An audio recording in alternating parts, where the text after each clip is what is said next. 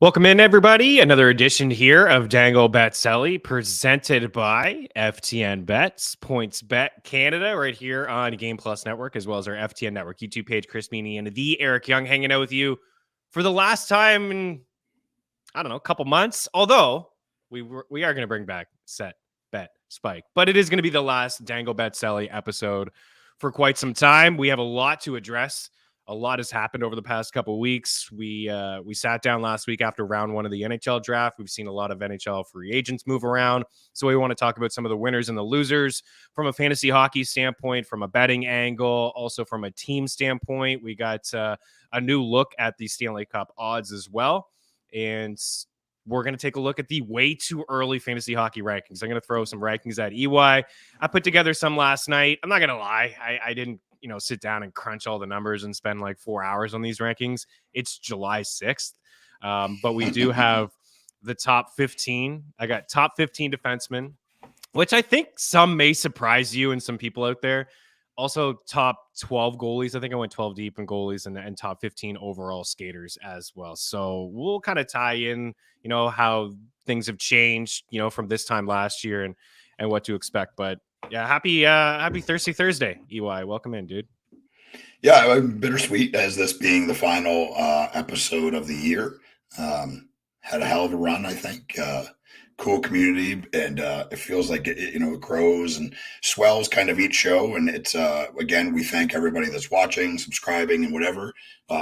Tons of movement, right? Like I feel like with all the different players in different places, and then like the rookies signing their deals, there's a bunch of teams that are completely different than from last week, like 7-8 days ago. It's been a wild ride, and lots of things that I did not expect. Matt Duchene buyout at the very top of that. How about your Preds? It's not like a full rebuild. It's a bit of a retool, right? With Tron. Yeah. It's like he's showing us that he still wants to be competitive. They were very active, right? Signing Ryan O'Reilly and Nyquist, and they brought in Shen, and they moved on from some of the leaders that were on the squad, and Ryan Johansson and Matt Duchene. I was very, very surprised with Matt Duchene's buyout. I was very, very surprised with some of the signings as well. A lot of one-year deals out there with the salary cap expected to go up next year, anywhere from between $3 to $5 million. So maybe some players looking to just sign their one-year deal, and then maybe they feel like they're going to be able to get more money. That's the players dictating, right? Like the teams, like guys like, the Maple Leafs don't want to sign Bertuzzi for 1 year. They want to sign him for 8 years. Sure. If they decide, right? But he doesn't want to sign a long-term deal because the salary cap undoubtedly is going to go up. I think it's kind of, financially for sure for the players, betting on yourself. We saw Barbashev do the opposite and sign a really long deal, which in the end could look really good for Vegas and not so good for him. Or it could be the opposite. It could look really good for him and not for Vegas if he doesn't return to the form that he was in the playoffs. So he's not been a first-line player, right? He was a first-line player in Vegas, but when he played in St. Louis, he was on the third and fourth line. He did not play that much. So it's and I think it's a fair deal, a fair amount. I thought he'd get more.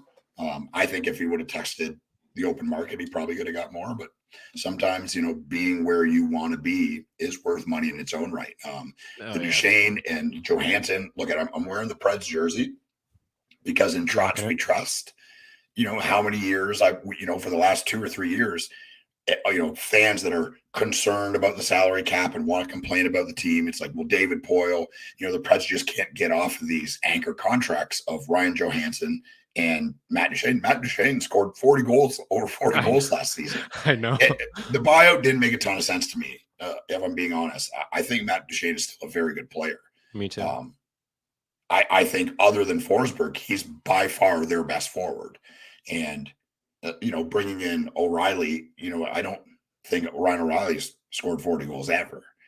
40 goals don't grow on trees. And Matt Duchene is a wizard with the puck, and that, he's still a very good player. That surprised me. The Johansson one, they needed to get out from underneath it. He wasn't producing like an $8 million player. I think when they signed the contract, it was good, because Ryan Johansson was a very, very good player and a dominant center iceman at the time of the contract. But I don't think he's the same player as he was Getting out from underneath both of these gives them some flexibility. The buyout of Matt Duchene, I don't know if that's right or wrong, and only time will tell. But the retool is exciting, right? Like you got all these.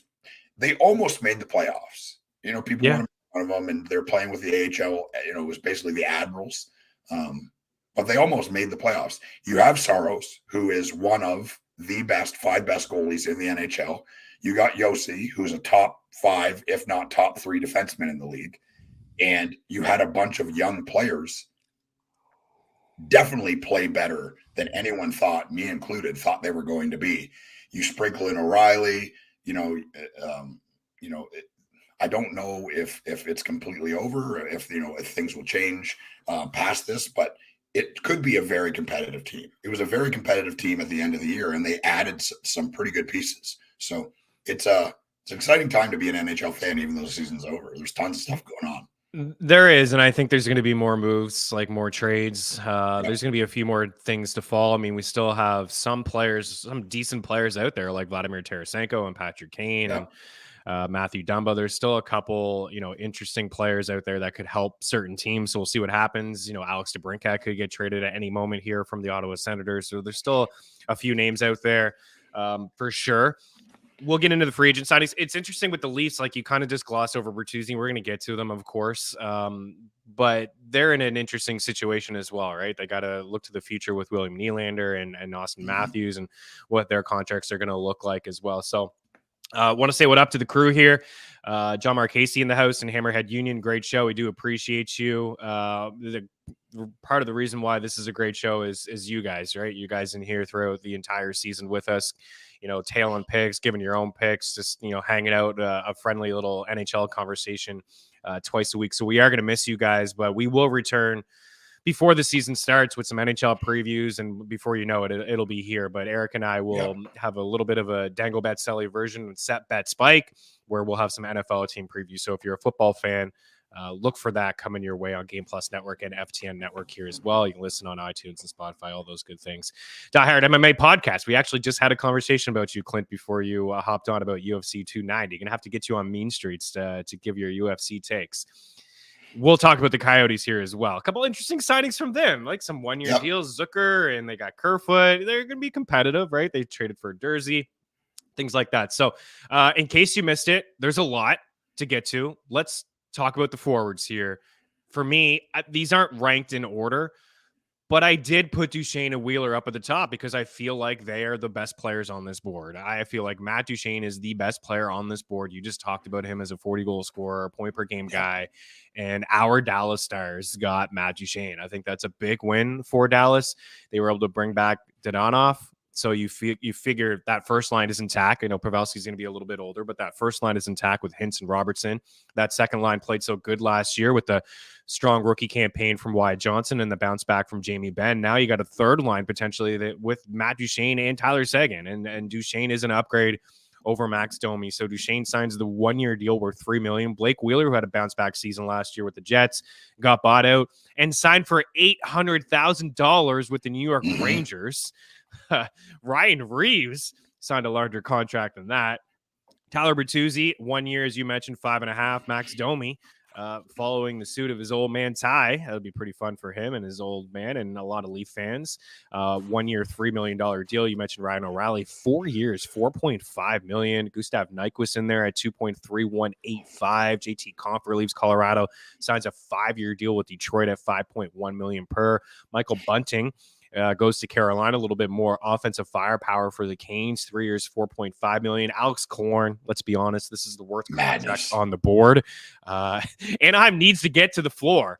They're still not even close, but they have Troy Terry and Trevor Zegras as RFAs that they need to sign as well. But Killorn, let's be honest about him at this point. I mean, he's got the resume. He's played with great players. He's got some cups. He's a little bit older now. 4-year deal at $6.25 million per.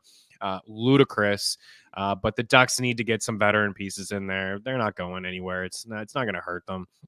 Evan Rodriguez, I like this deal for Florida. It looks like, for me, I feel like he's going to be inside the top 6. The Panthers traded Duclair away to San Jose to free up some cap space and then signed Rodriguez to a 4-year deal, $3 million per. And, Matthew Tkachuk is going to probably miss the first month, maybe 2 of the season.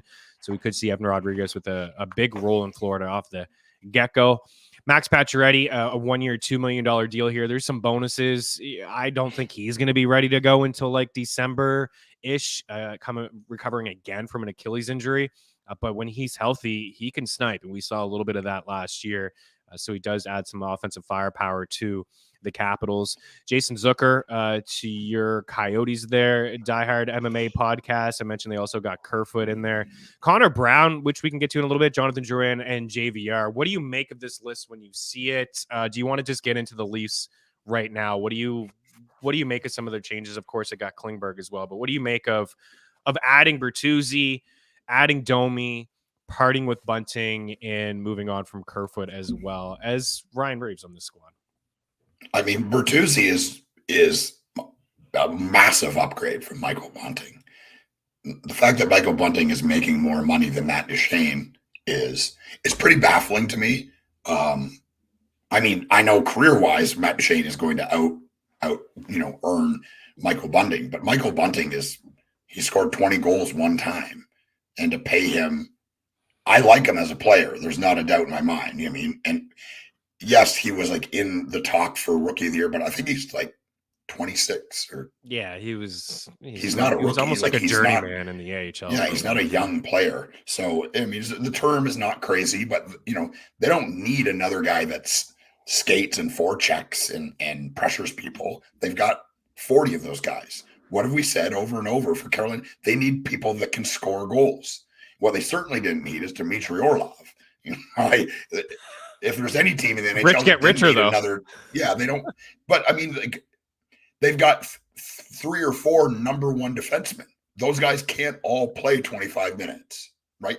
Someone's not going to be on the ice. You know what they should do? They should put Brent Burns. They should make Brent Burns a forward again. Although his stick, he's a really good defenseman, and his stick is so long, he's tough to get around. But man, they should just put him up on the wing. Like when you need a goal, put him up front. I mean, the guy can score. There's no question. Frost his tips again, cut his beard off, and go back to forward. Yeah, for sure. And just throw it out. My take on the Leafs, I really did like the Bertuzzi and Domi signings. When you look at Domi, had a nice season last year. He was definitely given an opportunity, on a bad team in Chicago, and I thought he did some good things with Dallas as well. He's going to bring a lot to the table for the Leafs. Yep. For those that are unfamiliar with him, he is a little bit of an edgy player. He's kind of a touch undisciplined, but he does bring a lot to the table. He's a good playmaker. He can play on that second power play. He can move up and down the lineup. He can play on the wing on the top line, second line. He can center the third line. He can do a lot of different things there for you. And Tyler Bertuzzi as well is kind of in your face. Adds a little bit of grit and sandpaper. He's an upgrade over Michael Bunting. I would expect him to kind of open up on that top line. Say it's Matthews and Nylander or Marner, and then you have Tavares on that second line with, again, Marner or William Nylander, and then you could move Domi on that left side if you want. You got Knives as well. I was really baffled by the Ryan Reeves signing though. Like, this is a Leafs team at the moment that is $8.8 million over the cap. I know when they put Jake Muzzin on long-term IR, that's going to free up roughly 6, but they're still going to be like 3.3. They need to get rid of Matt Murray. That signing, I just, we all knew it. Come on, we all knew it. There's some Leaf fans that probably thought it was worth it because he had a couple cups on the resume, but now this contract is hurting them. He makes 4.687. They got to get rid of that contract. And I'm sure there's some teams out there. Maybe Anaheim takes it. Maybe Zona takes it. But they're going to have to give up some picks as well to kind of get away from that contract. And I'm sure it's going to happen. But Samsonov had a great season last year for them. He's an RFA. We'll get into the Klingberg signing. But tell me where the Ryan Reeves contract makes sense for a 36-year-old at $1.35 million for each year of the next 3. He's a fun player.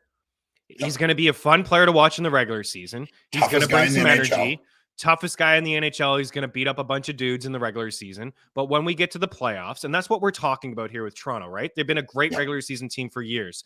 Build your roster to win in the Stanley Cup playoffs. So when they get into the Stanley Cup playoffs, is Ryan Reeves going to make a big impact? Is he going to drop the gloves in the playoffs? No, because there's no fighting. Is his foot speed, lack thereof, going to catch up to him in the playoffs this year? Nothing. He did nothing. He laid a couple body checks.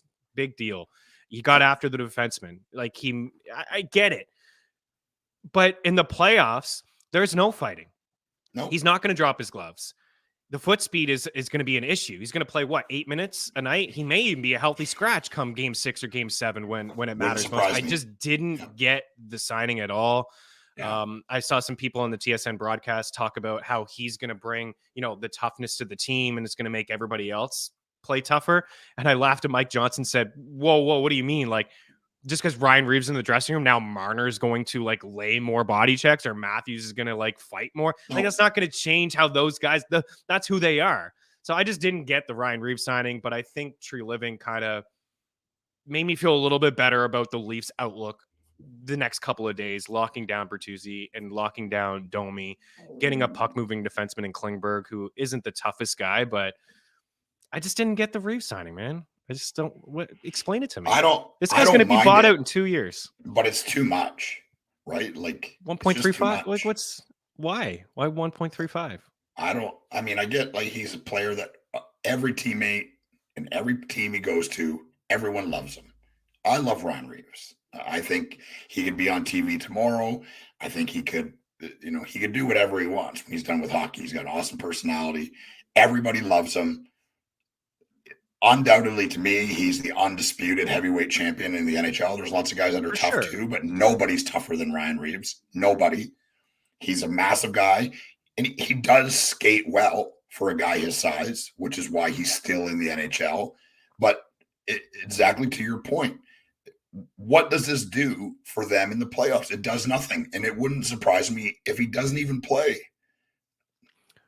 They already went down this road with Wayne Simmons. Yeah. They already went down this road with Wayne Simmons. I know he didn't have a ton of foot speed, but he didn't play at all. And when he did play, when he played against the Canadians in the bubble in the first round, he was a liability. He was taking stupid 100%. Penalties. He was trying to fight people. The Canadians weren't. There's no fighting in the playoffs. They're just guys don't drop the gloves. Anyways, I thought it was a weird contract. And now the Leafs are trying to scramble for money. Even it's just 1.35. You could use that 1.35, David Camp 2.5 for a third line center. You could use a little bit of that money right now, but I do like some of the moves from Toronto. I actually think that they are one of the winners from NHL free agency. I like bringing in new blood and the type of players that they brought in. I think their top six is better. I think, Kerfoot playing on that second line. I like your guy, Calle Jarnkrok, but he can't be inside the top six. He can't be playing on the top line. Bertuzzi, I don't know, man. Bertuzzi and Domi and Matthew Knies. Now they got some options there inside their top six. One of the big winners for me. We did address the Preds here a little bit as well. Anything else? For me personally, there's some guys here on the bottom right that I think could be interesting this year. Connor Brown. Didn't play a whole lot last year. Connor Brown for $775 is a steal. And he's got a bunch of bonuses where he could make up to $4 million, I think, in his contract. He's a really good player. He can finish. He's played with Connor McDavid before, so the two are familiar with each other. I think he's going to open up the season playing with Brown. I think he's going to be inside that top six. They moved on from Kailer Yamamoto, who didn't show Edmonton or us really a whole lot inside that top six. So Connor Brown in there, whether it's sometimes with McDavid and Kane and Hyman or with Draisaitl and Kane or Ryan Nugent-Hopkins, whatever it may be, I think Connor Brown is very interesting. How about Jonathan Drouin, who is not a big goal scorer, hasn't really had a lot of great seasons over the past couple of years, but links up with the Avs on a 1-year, $825,000 deal. If you remember the 2013 draft, and I know you do because your guy Barkov was in that draft. I'll never get over it. Was it Barkov in that draft or Seth Jones? But anyways, 2013 Preds drafted Seth Jones. Yeah. Number 1 overall pick. It was Seth. Number 1 overall pick. And Barkov was in it too, I believe. Anyways. Yeah. The number 1 overall pick. Barkov, but Florida took him. Yeah, that's right. McKinnon. And the number 3 overall pick in that draft was Jonathan Drouin. Yep. Those two guys played together in Halifax, and I watched them several times. They won a Memorial Cup together in 2012, 2013. They were fantastic. They combined for 73 goals and 180 points together on a line in that 2012, 2013 season. Dom Ducharme was the coach. They had Fucali and net. They had a lot of nice pieces. But Duren at the time was the talk of the town. Like, he was the guy that season that had over 100 points. Like, he was unreal offensive player. Unreal offensive player, foot speed. Him and McKenna were so good together. The Avs clearly got it right with Nate at number one. But Duren here, I think there may be new life for him. Less pressure, playing with McKinnon, his old buddy. He's got the foot speed. He can get some power play time. I think that's a sneaky little get by the Avs, and it's not going to cost him anything. It's under $1 million. Yeah, and I don't know if Duren still has the foot speed that he had. I think it's pretty clear that he's not as fast as he was, right? He's not a gifted skater either. But what doesn't go away is offensive skill and offensive mindset. And what did we say a million times about Colorado? They were a one-line team, and they got beat early in the playoffs because they couldn't generate offense on any other line. I mean, obviously, losing Nichushkin in the playoffs is a huge deal. I don't know what's going to go on there. It's a pretty wild situation, the whole thing. I would assume, it's the United States, and he apologizes and he's back playing hockey next season. It would be my guess, but I mean, you just don't know that kind of stuff. And Drouin is another piece. Like, whether he plays with McKinnon or not, it's another person to add offensive punch to a team that lacked it greatly last year. Yeah. Oh, for sure. It's a low cost. Like, if it doesn't work out, what's the big deal? And yeah, exactly. Yeah. And I've always kind of felt, when that a couple of years ago was right situation really in Montreal, you're hoping. Yeah.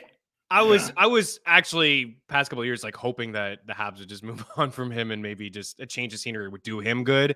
I know that there was like a lot of the media was all over him. Montreal's a tough place to play, and he talked about it. The media, the fan base all over him when things weren't going well. It wasn't great for him, but I thought maybe new life next to his old buddy Nate would be good for him. So I'm happy for him, and I think it's gonna surprise some people. I do believe. Plus, they were clearly lacking depth last year, bringing in Miles Wood and Ross Colton. They brought in some guys. Cogliano was back as well. So they brought in some guys, I think, to bolster their bottom six a little bit. So I think the two underrated signings for me, like from a fantasy hockey standpoint, guys I think we'll be talking about, like Duren assist props, point props, Connor Brown, like shot props, point props, playing next to McDavid. Those are guys that I think we'll be talking about. Mark Hasey says New Jersey, big winner. Not on the board here, but I would agree that they are a big winner. We've talked a lot about him over the last little bit. We've talked about their Stanley Cup odds at 13-1. They acquired Tyler Toffoli. What they did, New Jersey, in getting Tyler Toffoli is they got ahead of like the trade deadline. Like, Tyler Toffoli would have been traded at the deadline. The price probably would have been a little bit higher. He's got a 1-year deal. Flames are retooling, rebuilding. New Jersey crushed. They crushed. They get Toffoli. They sign Timo. They got Jesper Bratt locked up, and they got $5 million in cap space, 5.6, if they want to get involved with, Hellebuck or Gibson or another goalie. If they want to make some sort of another trade, they could certainly do that. So I do believe that they're one of the big winners. Anybody else here? Anyone else on this list? Like, do you feel, is there another winner? Do you like what Detroit has done here with Compher? What do you think? Yeah, I mean, I think Compher, he's a veteran player. Obviously, had a very good season. I think was playing a little too high up because, the Avalanche didn't have anyone else down the middle of the ice. I think it's probably a good pickup for Detroit. I love Rodriguez. He's been such a good player for so long, like just so underrated. I mean, him being a Florida Panther totally makes sense. Right? Like, totally makes sense. More depth at center, more depth on the wing. He can play in every situation. It's a great get. I mean, I think the most impressive one is maybe Connor Brown to Edmonton. Connor Brown is still, he didn't play because he was hurt, but he'll play this season. And he's a really, really good player. Like, for $775,000, it's pretty insane. Okay, so winners for me, I think Dallas is a winner, just 100%. Even though they just did the, Duchesne for $3 million is insane. He just scored 40 goals. again, I just go to the Reeves contract and then I see Duchesne at 3. And I know that maybe Blake Wheeler didn't talk to every team, but $800,000 for a guy like Blake Wheeler, too. It's like a minimum contract. Are you kidding me? So I like that one as well. But I like Toronto, what they did up front. I do think Carolina is a winner. Getting Bunting, getting Orlov, locking up Anderson and Ranta again on cheap. Like those two guys in Ranta and Anderson, that's like under $5 million. Tristan Jarry signs over $5 million. So you lock up your goalie core. You still have Kochetkov, who's a nice young rookie in case anything happens to Ranta and Anderson, who haven't been as durable as, maybe Hurricanes fans would like. So you have some insurance there with a young goalie, but you lock up those two veteran guys on cheap. I like what Pittsburgh did, bringing in Riley Smith. I know Lars Eller doesn't have a lot of offensive firepower to his game, but he's a good defensive forward. So you have him on the third line. You got a Chari, right? I mean, Dubas gets his guy Chari that he got in Toronto. I like Chari in Toronto. Ryan Graves they got as well. Bruce East 91 in the house. I do like what Chicago has done, but let's be honest with the Blackhawks overall. But I do like bringing in veteran players for Connor Bedard. You got to have a veteran presence. They did it for Crosby back in the day as well. You bring in Hall, you bring in Foligno, you bring in Perry.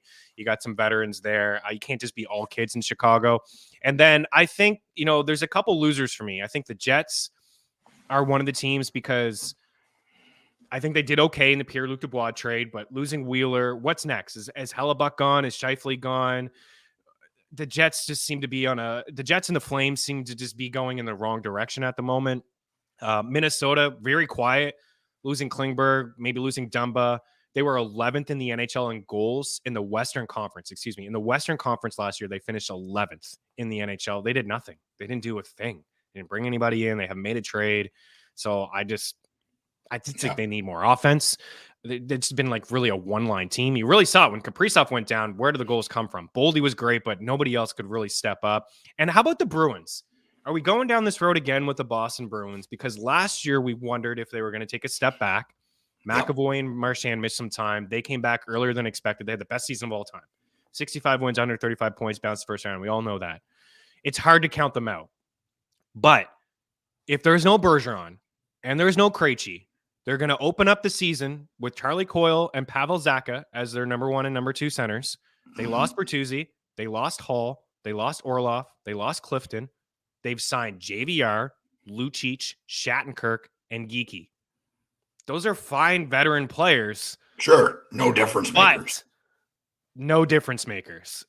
I think the Bruins at this moment are one of the biggest losers from what has happened over the past couple of weeks. And we'll see what happens with Bergeron. If Bergeron and Krejci come back, forget about all of it. They'll be fine. But if those guys don't come back this season, this Bruins team and the Lightning, they're kind of on the downslope now. I think both. Yeah, it's the circle of life, right? It's not if, it's when. It just is going to happen if you have success. Look at the Chicago Blackhawks. It wasn't that long ago where Chicago Blackhawks were a dynasty, and everyone was saying this is a mega power in the NHL and maybe the best constructed team in the NHL. It's not that long ago. And then you fast forward to this year, other than maybe the Coyotes, they're the worst team in the league. And it's not, they're brutal. And that circle of life is changing. And you get rid of the Kane contract, you get rid of the Tays contract, you get rid of the Duncan Keith contract. And here we go again. Now you got Bedard, and you bring in a couple, younger veterans, and you start building that core all over again. That's going to happen to Boston. That's going to happen to Tampa. Tampa especially has sold their future for right now. Worth it 100%. 2 Stanley Cups in the last 5 years to show for it, right? Undoubtedly worth every bit of it. But Tampa Bay fans, I got news for you.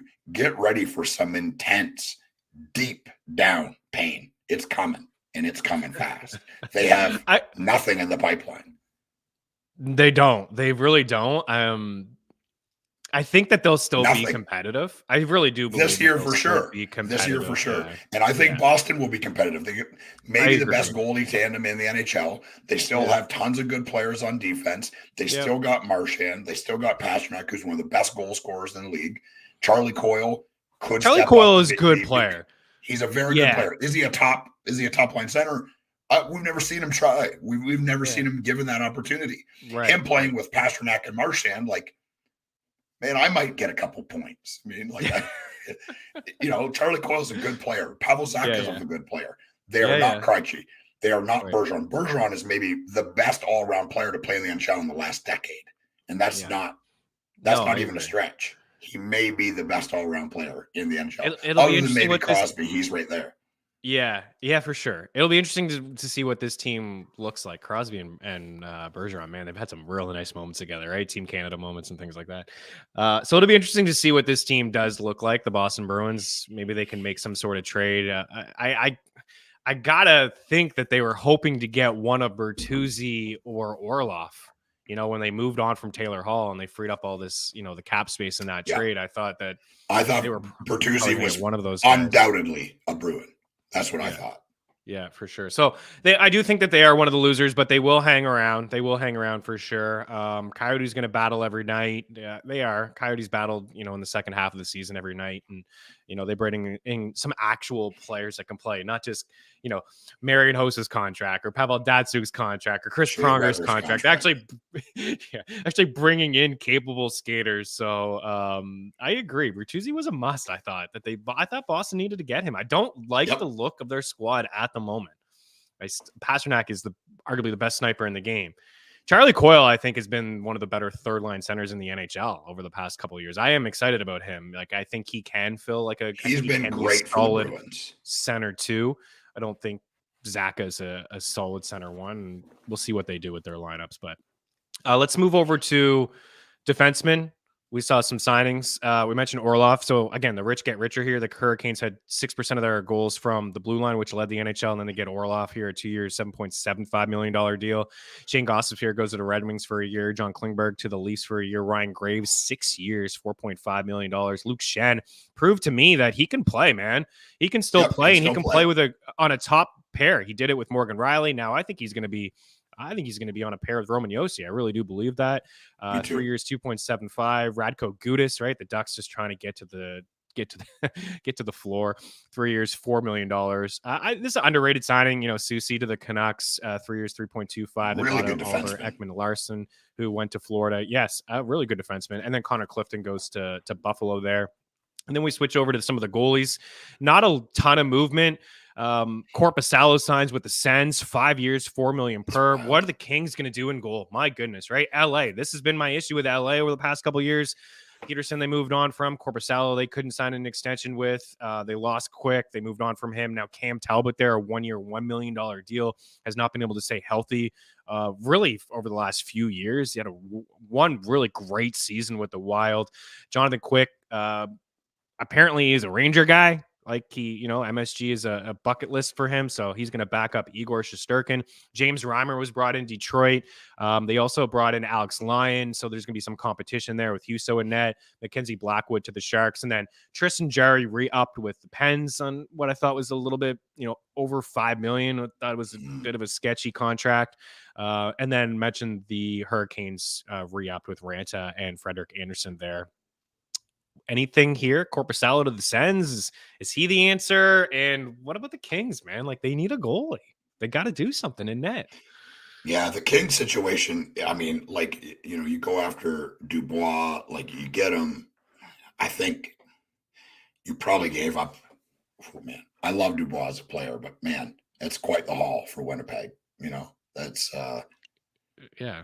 The big thing is who's stopping? I mean, are we relying on Phoenix Copley, right? And your boy Talbot. Riddick. They signed Riddick too. This is their goalie tandem. This is a Stanley Cup contending squad with Copley, Talbot, and Riddick right now. Yep. That's not good. Who starts? It could be any of those. I mean, recency bias. There's not a doubt in my mind. Phoenix Copley, most recently, is the best goalie out of that group. Oh, 100%. Riddick was brutal in Nashville. There was nights where it looked like he didn't know how to play goal. I mean, he was brutal. I mean, absolutely brutal. And I don't think being a year older and getting shelled like that makes you a better goalie, right? His confidence is rattled. Now there's three guys there. They're all kind of in the same spot. Phoenix Copley was an amazing story last season. He was. He saved the Kings season, undoubtedly. undoubtedly he saved their season, and you can't tell me otherwise. But do you feel good if you're a contending? If you take the goaltending away, which you can't do, it's the most important position in hockey. But if you take that away, the LA Kings could win the Stanley Cup with what they have. I mean, they're the deepest. They may be the deepest team down the middle of the ice. Like, think about it. Like, we laugh about Pierre-Luc Dubois all the time, but Pierre-Luc Dubois on the third line with Kevin Fiala. Tell me there's a better duo, and that's probably the second line. Pierre-Luc Dubois. I love him as a player. I would suppose you could, if you're labeling them, Deneau and Moore and Arvidsson, maybe the third line now, and Pierre-Luc Dubois and Kevin Fiala are the second line. But yeah, I'm looking at their contract. I mean, you got Gavrikov, who's good, 5.87. Doughty makes $11 million for the next 4 years. Kopitar's last year here at $10 million. He's a UFA. Pierre-Luc Dubois now locked up 8.5. Fiala at 7.87. Deneau's got 4 more years at 5.5. Kempe just signed. He's got 5.5. Arvidsson's last year. So maybe they'll figure this out next year, but it may be too late. I don't know.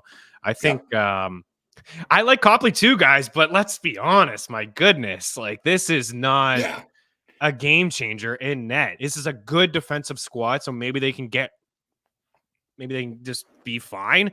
But come playoff time, I just don't think that he's the answer. But again, 5-5. One of the stingiest teams in the NHL over the last couple of years. They don't give up a whole lot. Brigitte, I had him on my fantasy squad, picked him up off waivers. He was lighting it up. I get it. I understand it.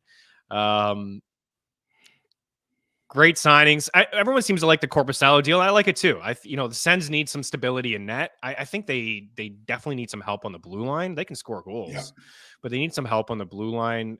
I wasn't all the goaltending in Ottawa. A lot of their goalies were kind of being hung out to dry. Remember that game against Chicago where they gave up like 5 2-on-1s in like 4 minutes? Like, it's like, what is happening here with the Ottawa Senators? But I do believe Korpisalo is a pretty good get. Cam Talbot does have some upside, but at 36 years old, he's had some injuries as well. So it's tough for him. He's barely played in 2 years. Yeah. I think that's it for the free agents. I don't think there's really a whole lot more to get into. Gostisbehere probably won't even get number 1 time on the first power play in Detroit. Klingberg gonna be on that second unit. Orlov won't be on that first unit, but a good get, I think, for Carolina. So the odds have changed because of some of the movement. I thought I had them, but I guess I don't. Maybe we'll get them and we'll go over them here. Well, we have this, of course. That's always great to bring up. Pierre-Luc Dubois. Steve's idea, everyone. Just so you know. George's parlay. Okay.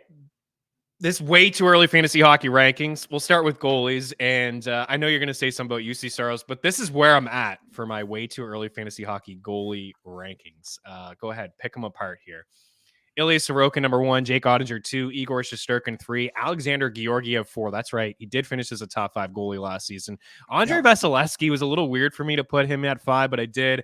Hellebuck, we'll see what happens. If he goes to the Devils, I think that would be great for him and for New Jersey, and I would bump him up a little bit higher fantasy hockey standpoint. Samsonov, I just assume he's going to be with the Leafs. If he re-ups with the Leafs, I'm going to like him there in that spot. I got Linus Ullmark down a little bit. Vezina Trophy winner, number 1 goalie in fantasy hockey, but we just talked about the Bruins. I do have some concerns, and they do have a nice 1-2 punch between him and Swayman, who I do believe is an RFA as well.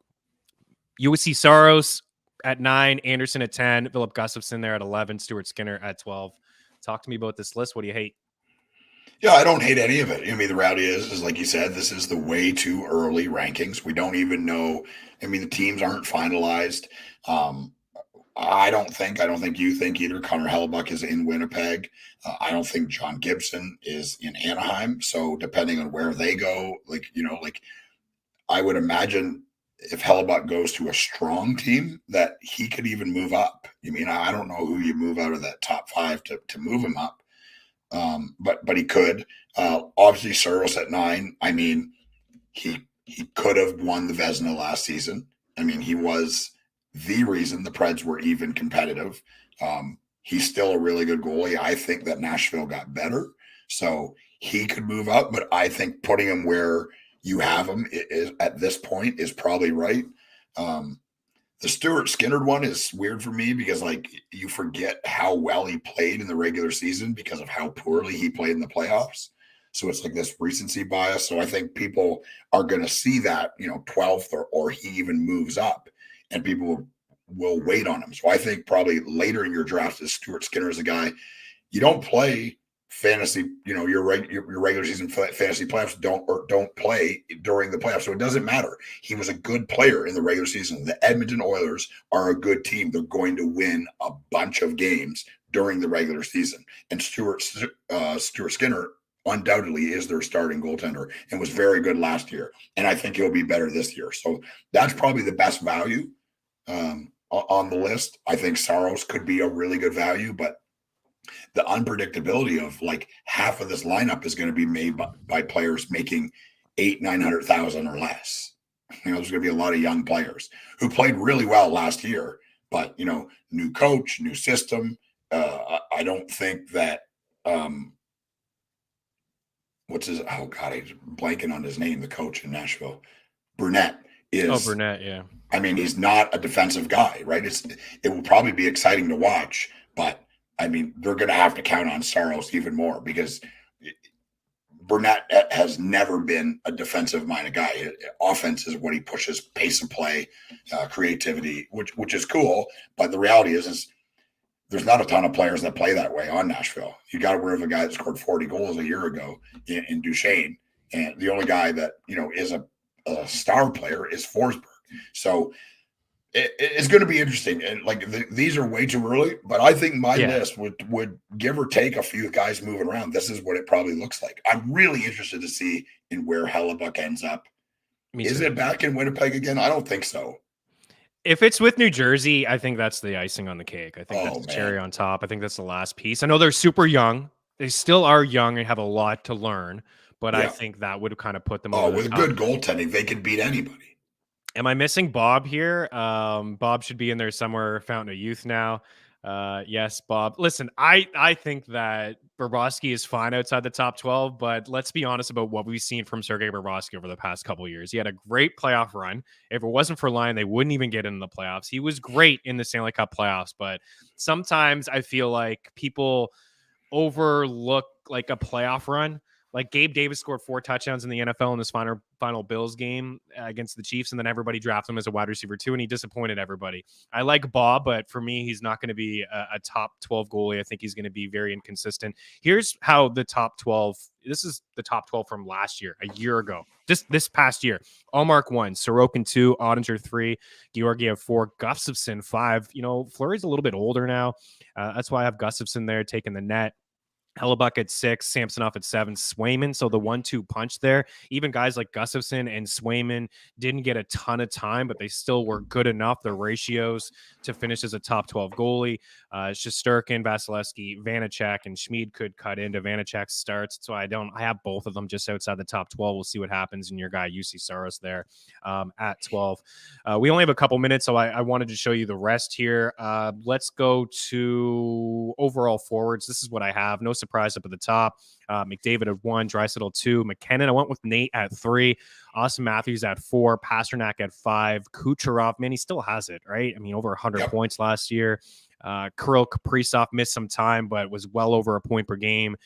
Was on pace for another 100-point season. Mikko Rantanen, a great campaign from him. Jason Robertson. Brady Tkachuk, you got to keep in mind here, like, if you're not playing with hits, maybe Brady Tkachuk comes down a little bit, but Brady Tkachuk was a top 5 fantasy hockey skater last year in leagues with shots and hits. He does touches all categories. Jack Hughes, Tage Thompson were 2 of our breakout campaigns.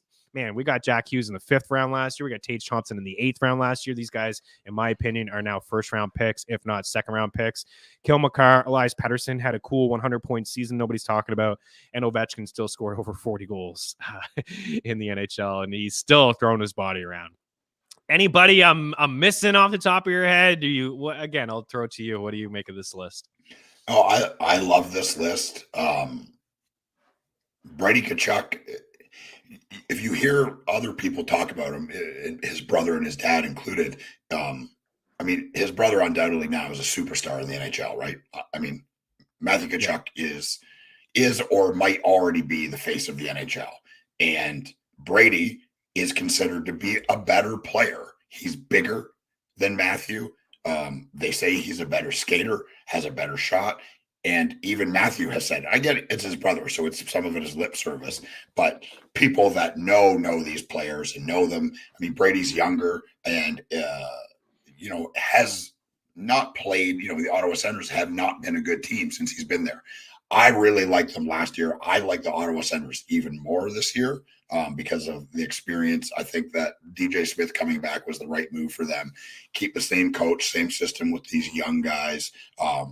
Brady Tkachuk is a guy that I'm going to hunt down and pursue in my leagues. And most of my leagues, I play with hits because I think it's a cool stat. Yeah, and I like also having the physical part of the sport involved in my fantasy leagues. So I don't really play in many leagues where I don't have hits. So Brady Tkachuk, like Ovechkin, like he still hits. Like with hits, he's like near the top of the list, right? Yeah, Ovechkin still throws his body around. 188 hits last year, 42 goals, 75 points, missed a bit of time. And as for Brady Tkachuk, I mentioned top 5 skater of fantasy hockey in the leagues with hits.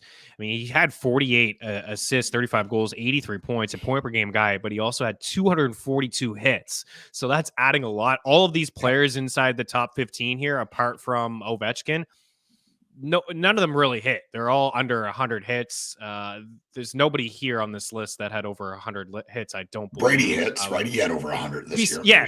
Oh yeah, 242. Besides Brady and Ovechkin, those are the bangers. So again, way too early, but that's how I would roll things for me personally. And here's the defense as we get out of here. Makar up at the top, Yossi, Darlene. I like Brandon Montour. Sounds like he's going to be ready to go come October. The only reason Matthew Tkachuk is not inside the top 15 because he may miss the first month or 6 weeks of the season. Otherwise, he would be borderline first round pick for me as well. Hamilton, Carlson, Heiskanen, Fox, Burns, Carlson, Sergachev, over Hedman, Morrissey, Sider, and Quinn Hughes. That would probably be the list where people are looking at, well, what are you doing here? Why do you have Victor Hedman at 14? We all know he's still one of the best defensemen in the NHL, but he did have a bit of it was kind of a change of guard. He played 2 fewer minutes. He went to 25 to 23. He played a minute fewer on the power play. Sergachev had a boost. He got that top power play time. I think that's very beneficial to have that first PP time for Sergachev. Who knows if Cooper goes back to Hedman or they roll both of them out on the first unit. That's something that could certainly happen, but really, really close. And again, for this list, Sider is here because he is a guy that touches all categories again. Sider finished as a top 10 fantasy hockey defenseman last year. He had 207 hits, 190 blocks, and 140 shots. He had a very slow start, but he had a great second half. Him and Sergachev, Darlene, these are the only guys that had over 100 hits and 100 blocks, plus contributing offensively as well. So that's why they are there. If you don't play with hits and blocks, you would bump down a guy like Moritz Seider. You'd bump down a guy like Jacob Trouba. But those are guys that are very valuable in those type of settings. They probably won't go. Moritz Seider won't go ahead of Victor Hedman, but just wanted to show you guys he probably will finish again ahead of Victor Hedman in fantasy hockey. It's different. We're talking fantasy, real life fantasy. So don't come at me with the Hedman. Hey, he likes Sergachev better. Fox, stud. They're all studs. These guys are all studs. They're in the NHL. They're top 15 players. Top 15 players. Quickly, 30 seconds on the way out. Just wanted to show you guys. No time to get into it, but we will be back again very soon. Have EY on Mean Streets. The odds have changed, right? The Bruins have dropped at 13-1. We get the Hurricanes and the Leafs now favored to win the Cup at 9-1. The Oilers, the Avs, the Devils at 10-1. Still like the Devils, even at 10-1, got 13-1. Still like the Golden Knights, 12-1. I think they should be, 10-1, 9-1. They just won the Cup. Rangers 13. Stars I like at 14-1. We do like the Kings at 22-1. I still think there's good value on the Kraken at 40-1 as well. But we are out of here. EY, always appreciate it. Set bet spike coming your way very, very soon. And we'll miss talking hockey with all you guys. So we do appreciate what's been a really fun season. Smash the like button, subscribe. If you like EY and myself, we'll be with you talking football for the next couple months. But the NHL will be back before you know it. Have a great off season. Thank you guys so much for taking the time to be with us and all the support on the show as well. So from the Eric Young, myself, Chris Meaney, any final words, UI?